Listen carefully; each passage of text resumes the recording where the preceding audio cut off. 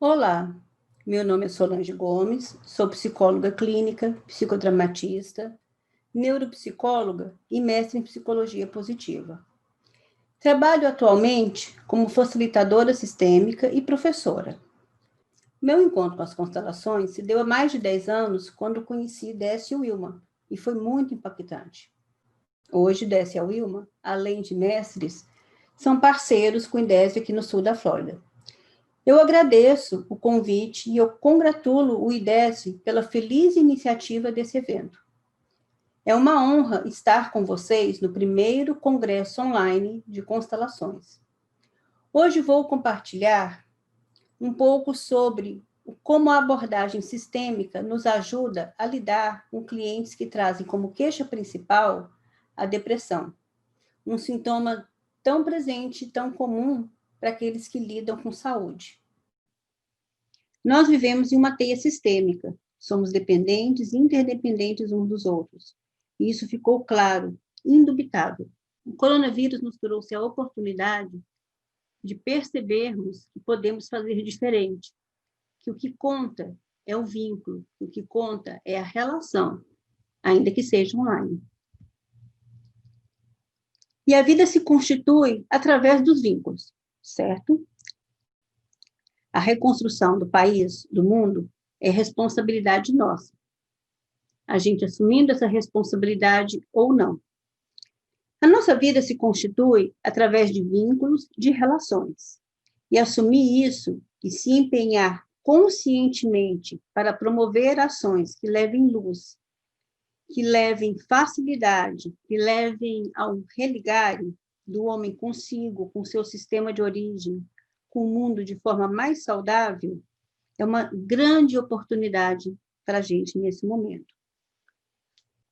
Com o impacto do coronavírus nesse ano de 2020, estamos num momento de grande necessidade de reconstruir relações do homem consigo, do homem com o outro, do homem com o meio. O mundo mudou. Relações e padrões foram e estão sendo rompidos numa velocidade e com uma abrangência nunca experienciada pela nossa raça. É mais um fator de estresse, é mais um fator de medo, é mais um fator de ansiedade. Se em 2016 a OMS já trazia depressão como o mal do século, como o mal do milênio, e dizia que até 2050, aproximadamente 50% da população estaria com sintomas de depressão leve, moderada ou grave, o corona acelerou isso. E esse é o tema que eu vou dividir aqui com vocês, um pouco da minha experiência de consultório. A depressão nessa visão sistêmica. A constelação sistêmica é muito mais do que um método de trabalho. Ela é uma filosofia, é uma ferramenta. É reconhecer e assumir uma nova postura de vida. As leis sistêmicas, elas sempre estiveram aí.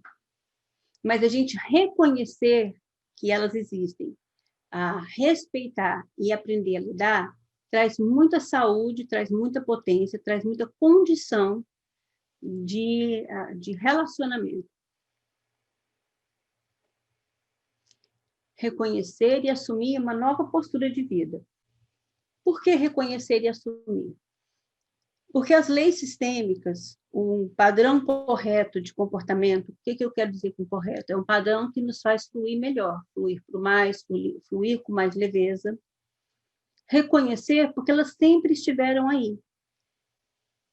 E à medida que eu reconheço, que eu respeito, eu me empodero, esse saber ele me traz um poder para lidar melhor com as coisas exatamente como elas são. Então, se eu não reconheço a lei da gravidade, eu me esborracho.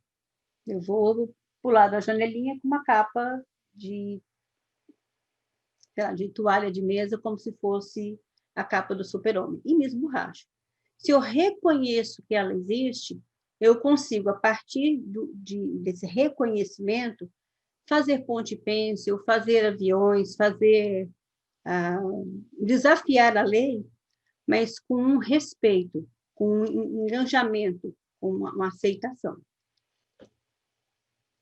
E essa visão sistêmica, ela nos possibilita ela nos possibilita um tratamento terapêutico, ajudando as pessoas a identificar o que não está legal, de onde vem isso, o que é meu, o que não é meu, a mudar de postura, definitivamente, a mudar padrões danosos para padrões mais salutares.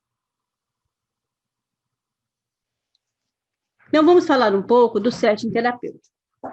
Quais são as maiores queixas? Quando uma pessoa me procura e fala, olha, eu quero trabalhar uma questão, via de regra, a questão é uma dessas 11 aí. Ou a pessoa está deprimida, desanimada, sem energia, sem foco, se sentindo muitas vezes culpado, enfim.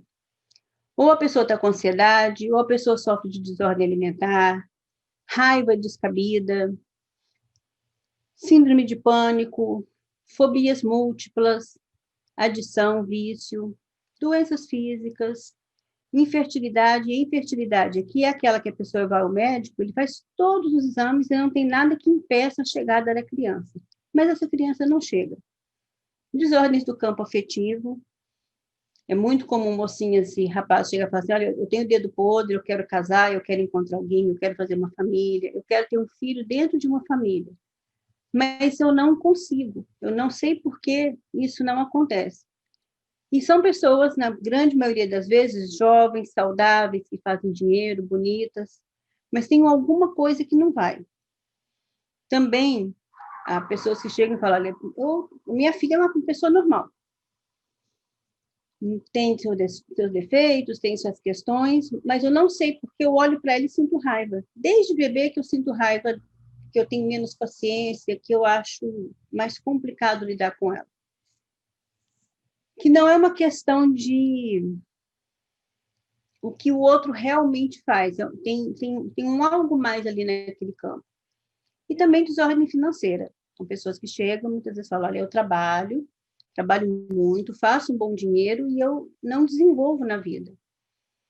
Eu não fluo na vida. Então, são as desordens mais frequentes do setting terapêutico. Eu vou abordar aqui com vocês hoje, com um pouco mais de profundidade, a depressão. Depressão não é tristeza.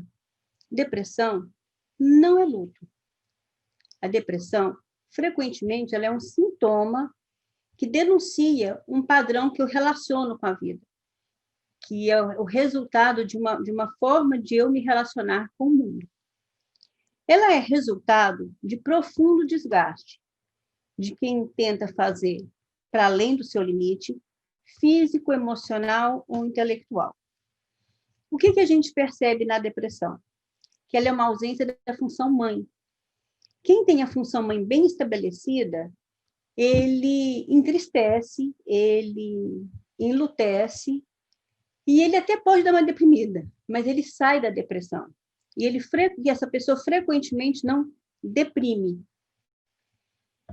Porque a função mãe tem a ver com cuidado, com autorrespeito, com como se colocar no mundo, como poder colher coisas no mundo. Então, se eu reduzir para uma palavra qual que é o principal da função mãe, é um cuidado.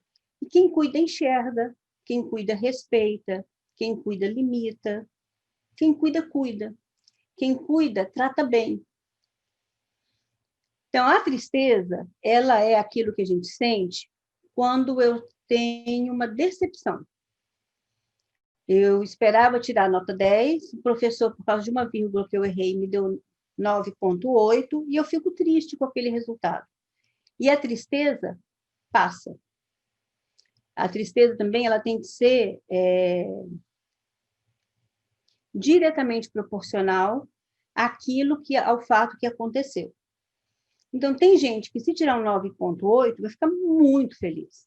Tem gente que se tirar um 9,8 vai lamentar. Tem gente que se o meu bichinho morrer, eu fico triste. Tem gente que se o meu bichinho morrer, eu fico de luto. Porque aquele bichinho ele tem uma relevância, ele tem uma função, ele tem um lugar muito especial para mim, ele é insubstituível. Tem gente que um peixinho no aquário é um peixinho no aquário, se um morrer eu fico triste, lamento, vou ter que gastar mais dinheiro, vou lá, compro outro. Mas tem gente que se aquele bichinho morrer, ele era parte do meu sistema.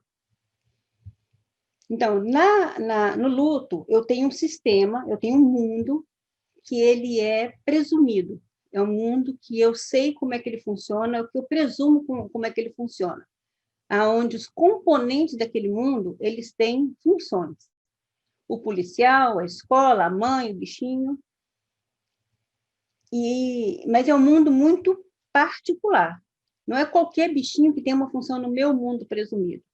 E aí, quando esse mundo cai, eu tenho que me adaptar a um novo mundo que existe, que já está adaptado, né? O mundo, depois que o meu bichinho morreu, o mundo continua girando, e eu tenho que me adaptar a esse novo mundo, aonde, para mim, está muito diferente daquele mundo que foi.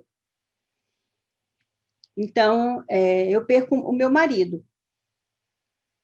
Eu vou sentir luto, né? E a gente está falando aqui de pessoas normóticas com relações viáveis, tá? Não estou falando de psicopata. Então, são gente que enlutece, se entristece e vincula. O tempo desse luto, ele vai depender. E o luto, ele é um processo pendular, onde eu sinto desânimo, tristeza, falta de competência, dores, enfim. Mas, com o tempo, eu vou ter momentos em que eu estou bem e momentos que eu estou enlutado. Até que isso vai ficando cada vez mais com momentos que eu estou bem e cada vez menos com momentos que eu estou enlutado. Então, se eu perco, por exemplo, um filho, no começo é bem provável que eu vou ficar no luto com muita força.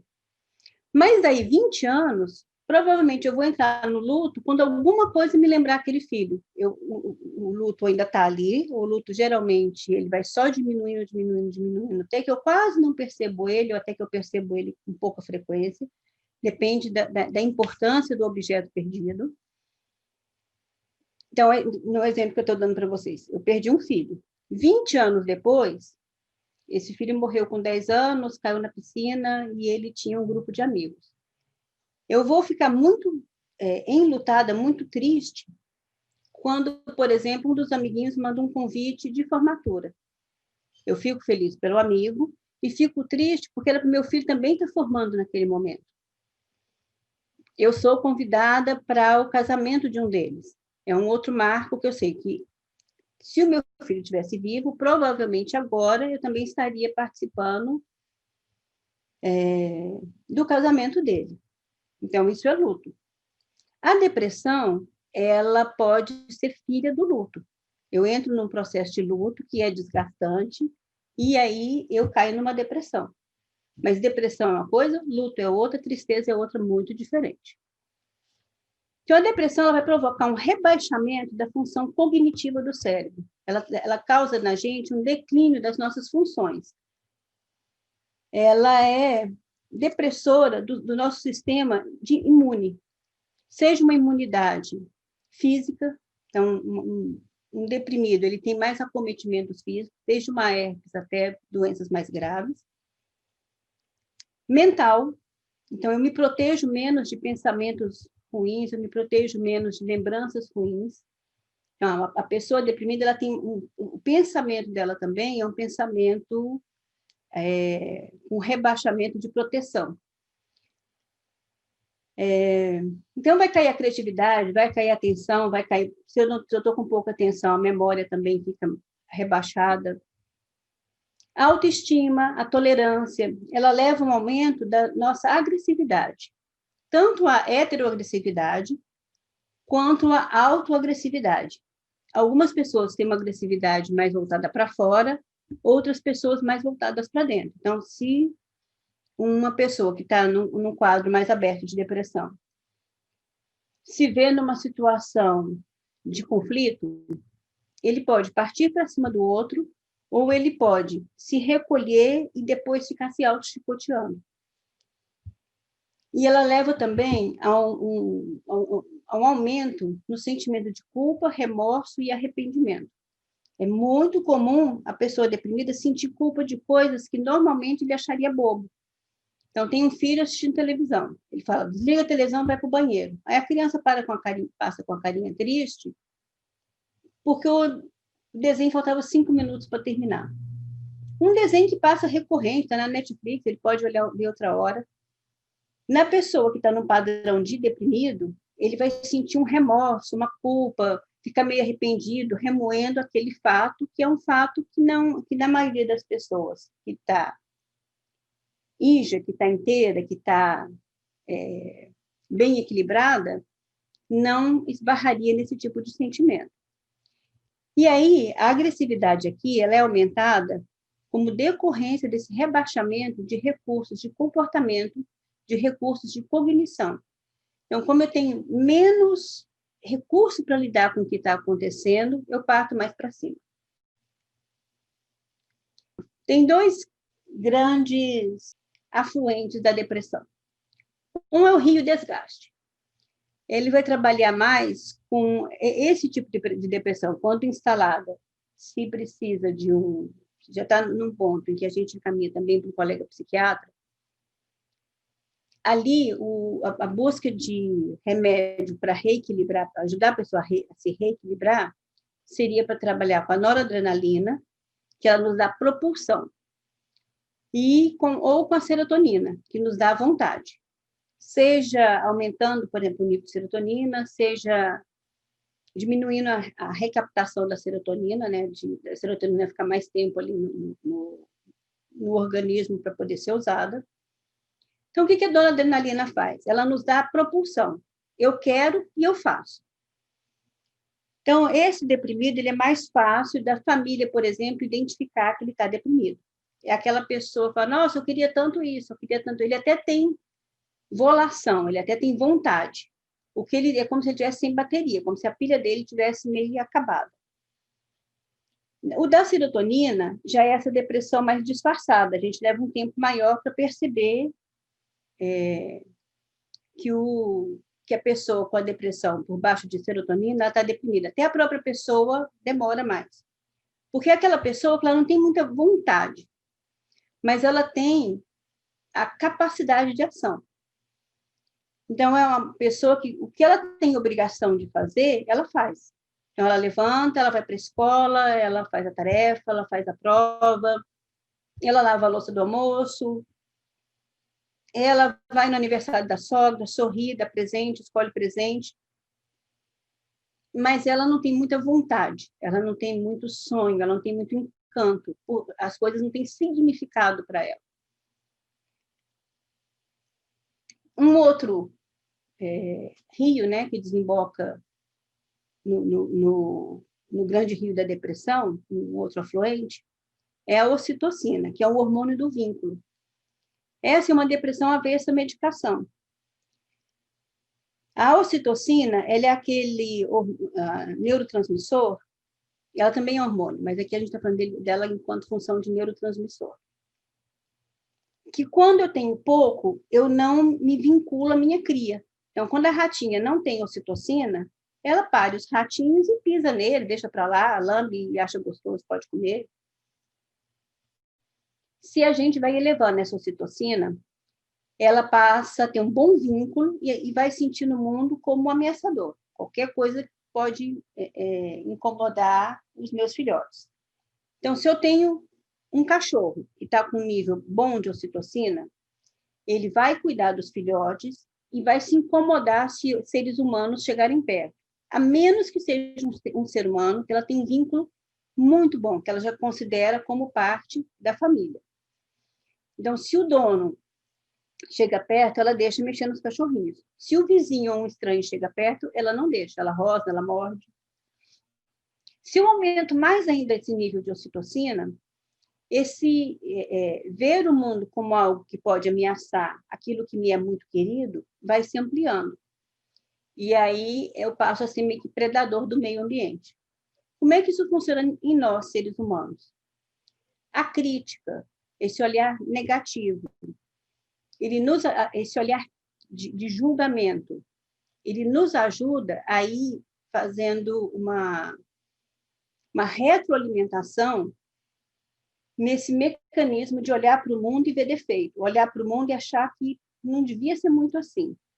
E ele também leva à depressão. E essa depressão só com tratamento clínico, só com mudança de comportamento, só com uma resolução de ser menos crítico, de aceitar as coisas mais como elas são, de olhar para o positivo, de achar que o jeito do outro também é um jeito certo.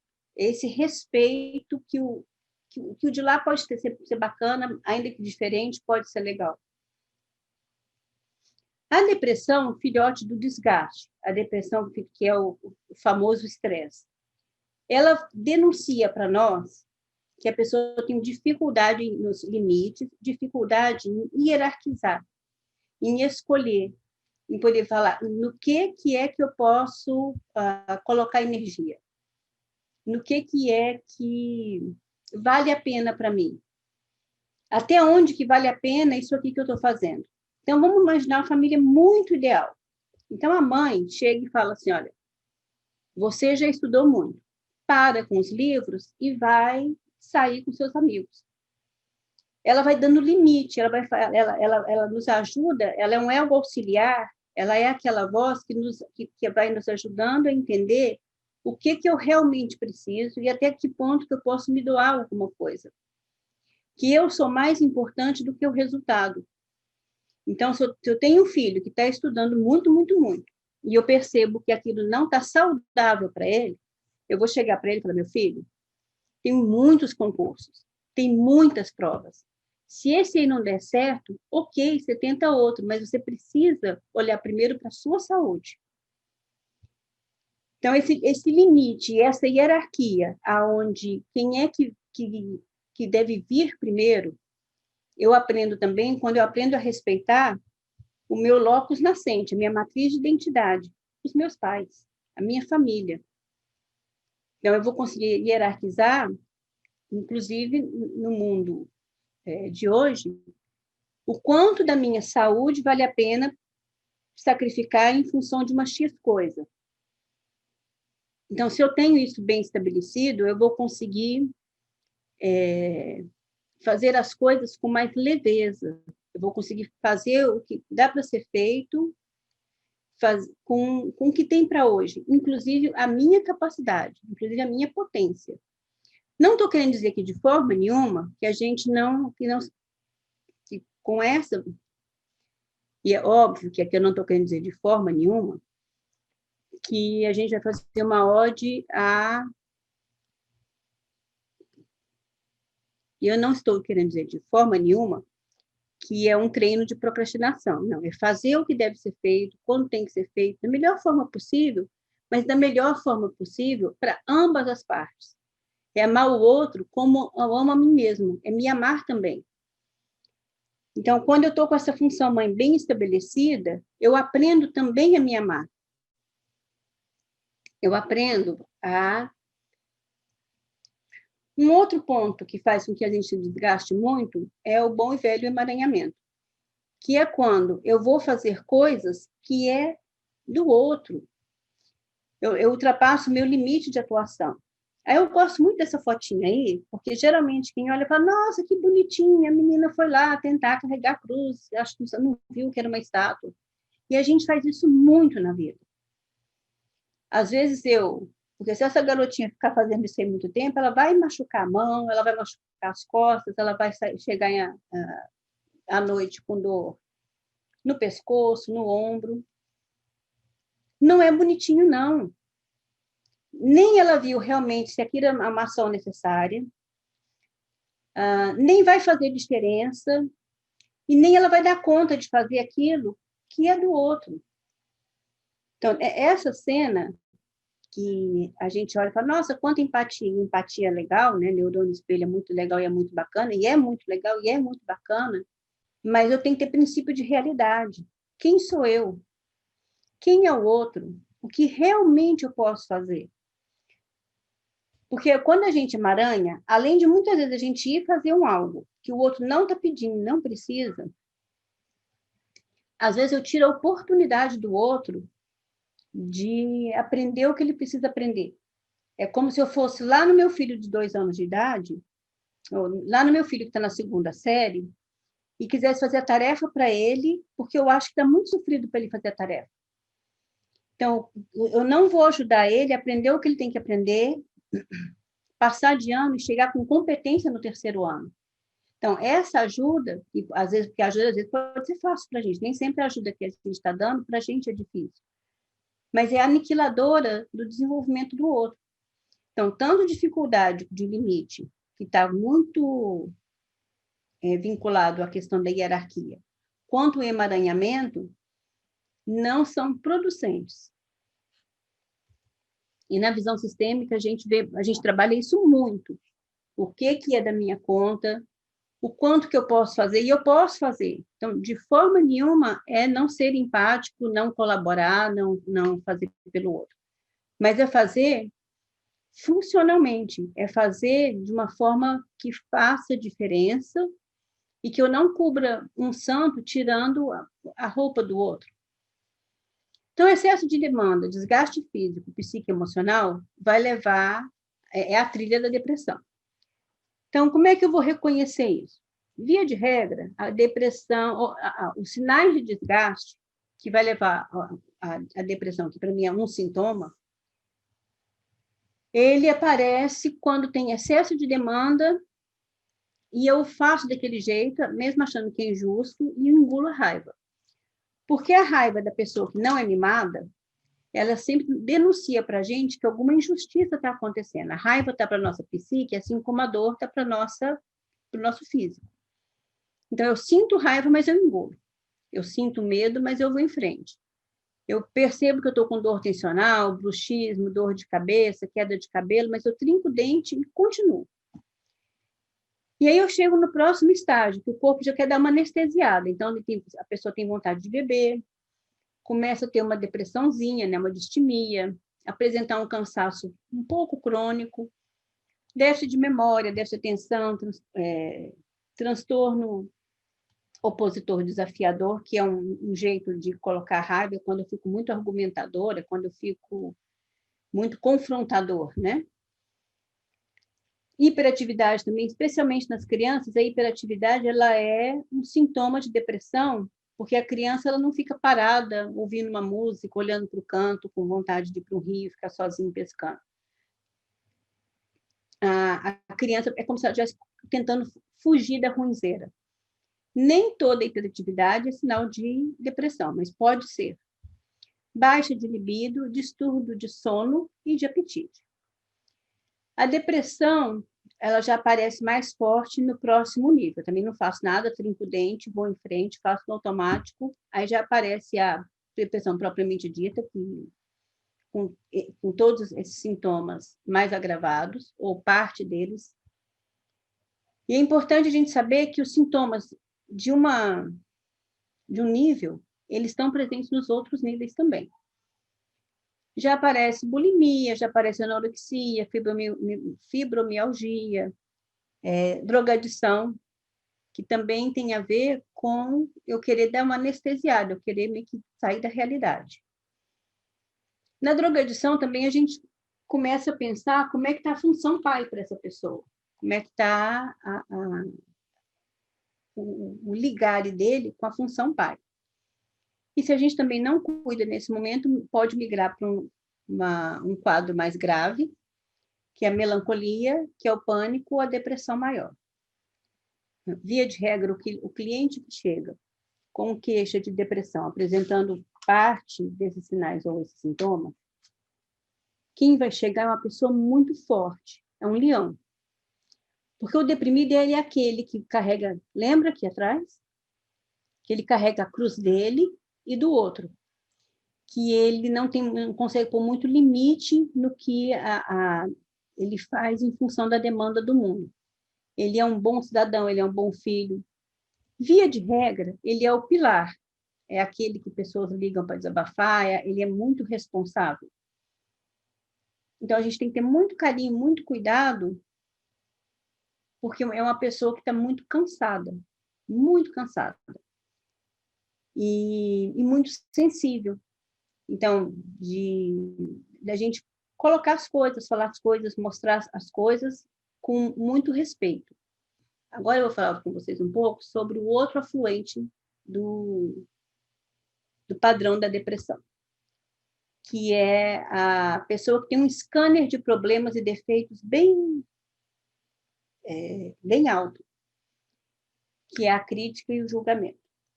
Esse aí é o Fred. Ele viveu há 50 mil anos, e nessa época a humanidade não passava de 10 mil sujeitos. O meu amigo Fred, se eu pudesse teletransportar ele para o mundo atual, criança, ele aprenderia como as nossas crianças. Podia não ser o mais brilhante da escola, mas ele já tinha capacidade cognitiva muito semelhante à nossa. Mas ele vivia no mundo inóspito. Se ele não fosse muito esperto, ele e seus pares, a gente não estava aqui para contar a história. Então, é um mundo que em qualquer cantinho podia ter um problema de verdade. Que em qualquer cantinho a vida podia findar. Era um mundo sem antibióticos, sem anestesia, sem roda. Era um mundo que, se você quebrasse a perna, você podia morrer. Era um mundo que a idade média da população não passava dos 36, e quem conseguia crescer, multiplicar e ajudar os filhos a crescerem também, tinha que ser muito esperto. E o que a gente precisa perceber é que o mundo melhorou muito, que na vizinhança, que dentro da minha casa, não tem bicho peçonhento, não tem tanto bicho perigoso. Que as coisas que estão por aí não é um mundo perfeito, mas que em muitos momentos a gente fica vendo o cabelo em ovo.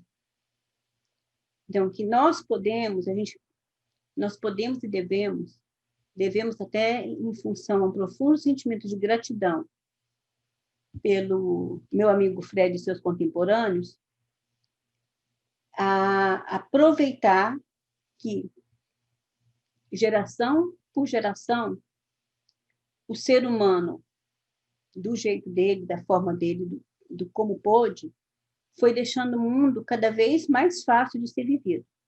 O mundo hoje em dia é mais complexo. Mexer com um celular é mais complexo do que quando meu avô mexia com o telefone. Né? Que ele pegava o telefone e era só isso. O telefone era um negócio que eu pegava, discava, ou ele fazia trilha, eu atendia e conversava. Hoje em dia, um telefone é um objeto mais complexo, mas que o mundo está muito menos perigoso. Não estou dizendo que o mundo não tenha perigos. Estou dizendo que ele está muito menos perigoso. Que é muito mais fácil levar uma vida tranquila, uma vida leve, uma vida saudável. Que é importante a gente desligar, ou pelo menos abaixar muito o volume do nosso scanner de problemas e defeitos. Porque isso faz muito mal para a gente. Então, evita julgamento. Seja genuinamente grato. Concorde com a vida. Do jeito que é, da forma que é, pelo custo que foi. O que não deu para pegar lá atrás, ok. Pega do lado, pega na frente. Minha mãe não me amamentou, vou ser provador de leite, ver se leite de cabra é melhor do que leite de vaca. Meu pai não me abraçava, ok. Vou fazer massagem, vou fazer terapia do abraço, vou... Então, aquilo, pego a vida, agradeço, porque para além da vida, via de regra, nossa família e nossos pais deram coisas demais, e o que os cuidadores não deram, busquem outros cuidadores. Mas olha com uma gratidão. Porque se eu olho com gratidão para os meus pais, se eu olho para os meus pais e falo, não me interessa, não é da minha conta, não é do meu bedelho, se o senhor foi Jack o Estripador. E não é da minha conta, não é do meu bedelho, se a senhora foi a madrasta da Branca de Neve. Um picotava, cortava, trabalhava em 3 turnos de serviço, 2 as pessoas sabiam, um era secreto, se a outra era vaidosa, gostava de beleza, andava em cima do salto, dava valor em dinheiro, vai ser Médico vai ser cirurgião plástico, faz clínica social e cobra caro no seu consultório. Anda em cima do salto, não deixa ninguém mandar no seu nariz. Fala, ninguém manda eu fazer procedimento que eu não quero, porque eu sou filha da minha mãe. Minha mãe não baixava o nariz para ninguém. E eu tenho habilidade de mexer com pessoas, de cortar, costurar, que eu peguei do meu pai. Como ele fez isso, que jeito que ele usou isso, não é da minha conta, mas essa habilidade eu herdo com orgulho, com honra.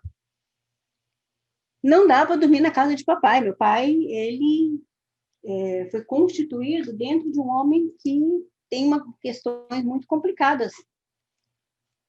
Mas tudo bem. Não conviver, não estar perto, não dormir de conchinha, não significa que eu excluí. Então, eu assumo, eu concordo, eu recebo, e aí eu vou para a vida. E aí, quando a gente faz isso, a gente vai muito bem. E é muito isso que a gente tem que trabalhar quando a pessoa chega com a questão dessa depressão. Frequentemente são pessoas que estão emaranhadas, são filhos parentais, são pessoas que estão fazendo coisa que não é da conta dela e que não dão conta de se proteger. E aí, quando a gente consegue que a pessoa perceba que o que ela realmente pode fazer de melhor para o campo, para o clã, para ela, é ficar só com o que é dela, e aí sim fazer o melhor possível, ele sai do quadro de depressão. E é isso. Um prazer estar aqui com vocês. Muito feliz de ter estado aqui com vocês. Qualquer dúvida, pode mandar e-mail, pode mandar WhatsApp, que eu responderei com prazer. E um grande abraço sistêmico.